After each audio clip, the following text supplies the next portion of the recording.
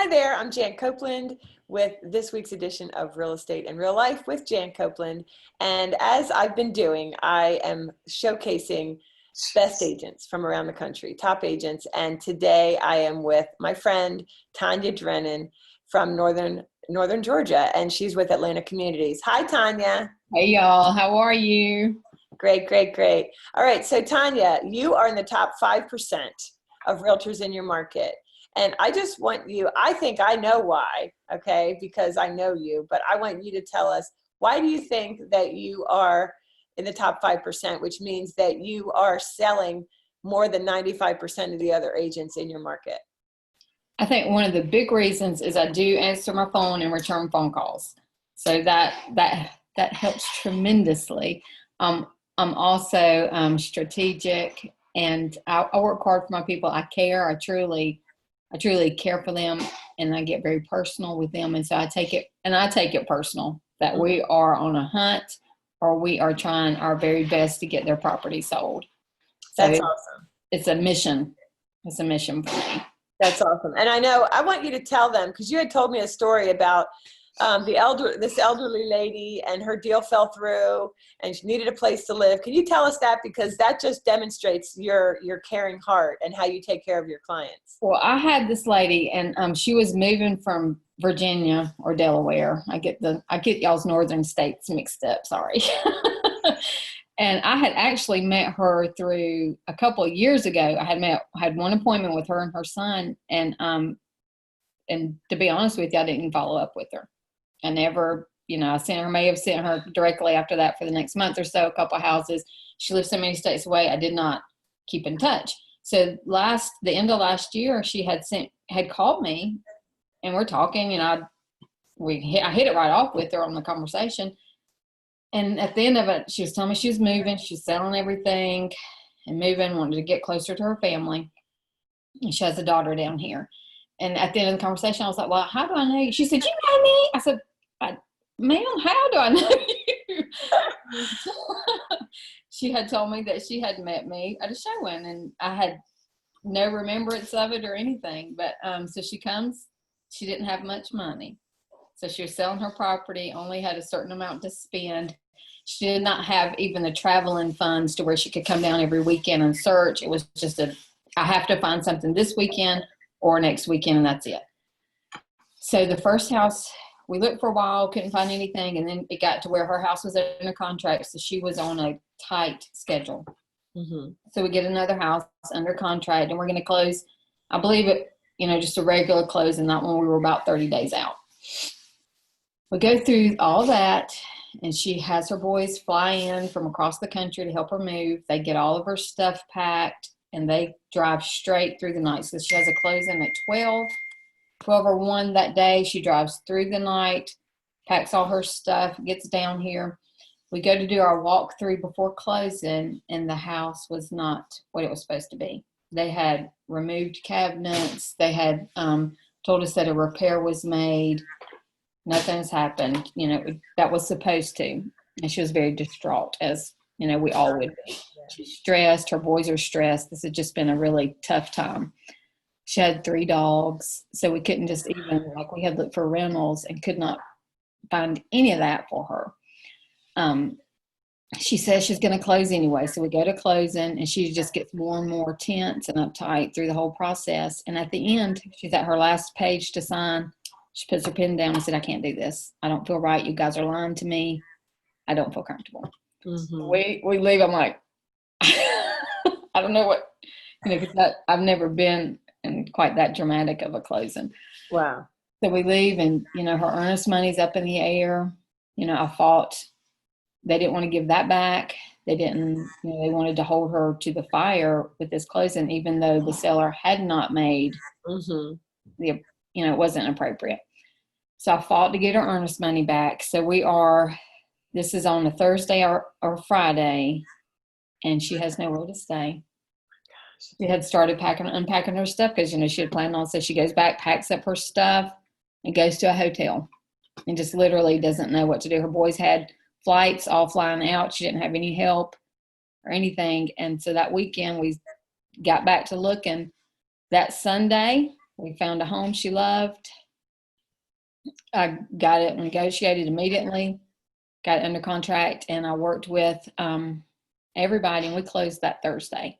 That's amazing. It was a 4-day closing, and so she was able, one of her sons was able to stay and help her unpack because it was that quick enough to where he didn't have to fly out and get back to work. So it just all worked out. Matter of fact, I talked to her a couple of weeks ago, and she is loving it.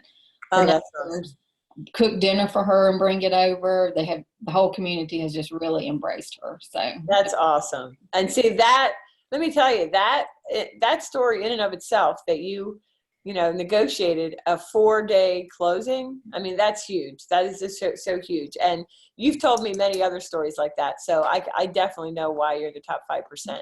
So tell me about what's great about your market. What's so great about North Georgia? well, I'm a Georgia girl. So period. I'm a Born Georgia and raised. born and raised in Georgia. Now I was raised a little bit south of Atlanta. And so we moved up here and it's quieter. So it's a quieter community, but the market is amazing. You have so many families, you know, as Atlanta grows, people move further and further and further out. So I'm at a market to where it's a lot of families, but it also we have people who are retiring.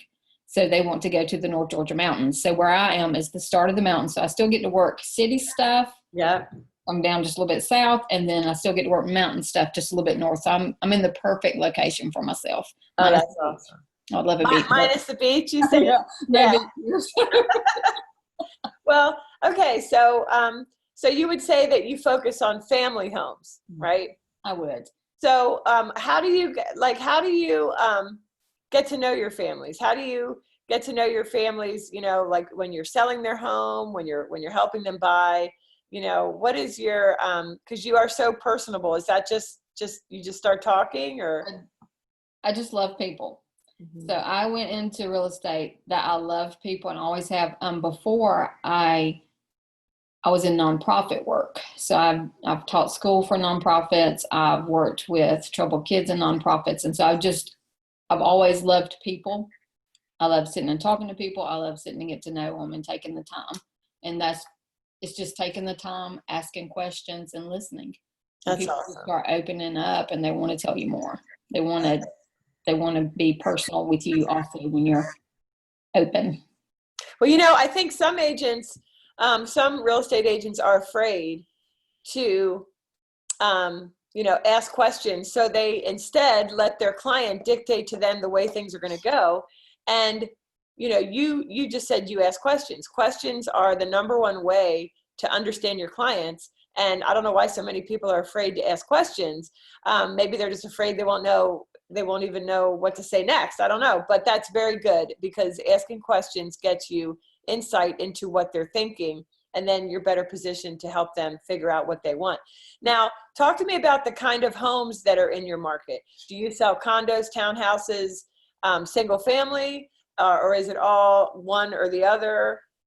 It's a mixture of everything. We have, because the prices have shot up so much, you know, in the past with the market stabilizing and getting over everything that 2007 brought with it. And so we have everything from condos on up. I have lakefront properties. It's mostly single family homes, properties with acreage. Because of where I'm located, I'm still able to do if you like the country acreage, then I can do that. And we also do, the further south we get toward Atlanta, you'll find more condos and more of all that. So neighborhoods, I have gated communities, I'm just a mixture of everything, Jan. Wow, that's really good. That's really good. So if somebody were thinking about moving to northern Georgia, how long does it take to get into the city of Atlanta from your market? From my market now, you know, when you get on the curvy mountain road, so if you look on the map like it's just 30 minutes or just 45 minutes, and depending on what mountain you're on. Yeah. So like Canton would probably be 45. My house, I can usually make it in 50 to Atlanta. Okay. And we have the express lanes too, so that's always a winner. So to me, it's like you're in a secondary, what I call a secondary market to the big metropolitan city. But with COVID, as we're recording this, we're in May of 2020, yeah. And with COVID, I think I've seen two trends. One is that people are saying, I don't want to be in the city. Mhm. I want to be out so that I can have chickens and I can, or at least just have some air to breathe, and I don't have the tight mayor restrictions and in some places, not necessarily Georgia at all, but, and so they're wanting some more acreage and that kind of thing. And so, are you seeing that? Are you seeing people like inquiring about property that's more out? Yep, and that's what I find a lot, just because of my location, is people who, as areas grow, you have those people who aren't happy with that, and they want to have the space and they want to have the breathing room, and they don't want to know their neighbors, good or bad. And it's just some people don't like that. And so Yeah. I do find a lot of that of people who, want 2 or more acres, who want to be a little bit further from town. Who Yeah, don't mind driving 15 minutes to go to the store. that's right. I'm finding a lot of that.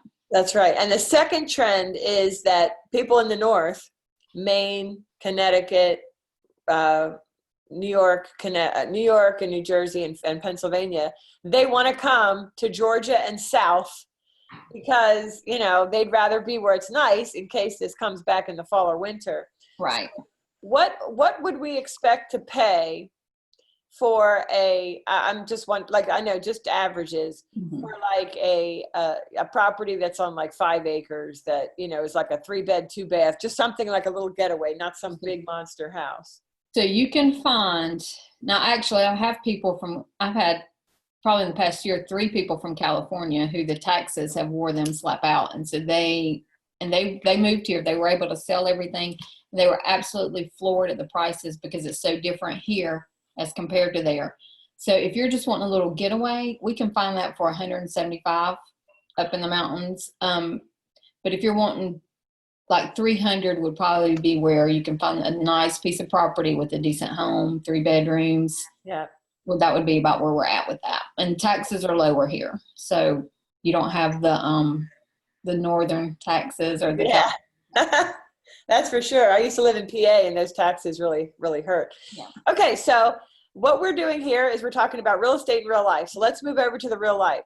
So you are the only woman in your house. You have a husband and 2 sons, Yes. and then you have a dog and named Maggie Louisa, which is so cute. So what do you guys like to do? How do you spend family time or spare time? And that is something that's so hard to balance in this business. And so that you have to make it a priority, front of the mind, for that to even work. I love, which they consider this torture, just get in the car and let's ride around. Yeah. Always, and I guess that's what started my love of houses. Get a snack, get an ice cream, and just spend time together. We may pull over and walk, hike trails, and all of that good stuff. We do. We enjoy picnics, fishing, all those outdoor things. My husband, his mantra is, "You keep them tired and fed, and everything's good." I love it. I love it. That's how we try to live our lives. I love it. Now I have to just inquire, okay, because you're talking to a suburban girl who I watch my husband and my sons fish, but I would never. So like, do you actually like pull the fish off and clean it and do all that? Or is that just for the boys? That's just for the boys. I don't touch it. And that's just for the daddy, actually. And we throw it back in. So Yeah, I don't touch exactly. it. Okay. All right. Well, listen, Tanya, you are a pleasure. You're not just a top agent, you're a top person. Like, you are an exceptional realtor, and I love your videos. Tell us how we can find you on social media. I am on Tanya Drennan Sells North Georgia. It's my Facebook page. I'm on Pinterest too, but honestly, Jan, I can't remember what that thing is. So Google Tanya Drennan on Pinterest. There we go. And I'm on YouTube. So I'm starting now to put my videos on YouTube also, and it would be Tanya Drennan Sells North Georgia. So Tanya Drennan Sells North Georgia. The one Sells North Georgia. Okay. So I do not confuse myself and everybody. So. That's perfect. So it's Tanya Drennan Sells North Georgia. Yes. Mm-hmm. Okay. Awesome. Well, Tanya, thank you so much. And everyone, if you want to reach out to Tanya, check her out. She is, she's one to watch. So thanks for joining me, Tanya. Thank you, Jan. You have a wonderful day. You too. Bye. Bye-bye.